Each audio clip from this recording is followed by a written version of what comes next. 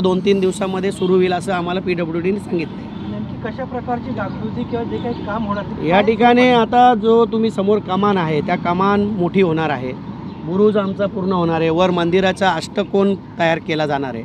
असा एक पहिल्या टप्प्यातलं काम आहे. दुसऱ्या टप्प्यातलं काम मागच्या साईडनी 5 कोटीचं जे पुरातत्व खातं आर्कोलॉजी करणार आहे त्याची पूर्ण बाजूची भिंत मोठी करून त्या ठिकाणी मागचा बुरुज असं सगळं दगडाचं बांधकाम यापुढे होणार आहे. याला पुढेही कलर करायची आवश्यकता राहणार नाही. किल्ला म्हणून त्याला जतन केला जाईल.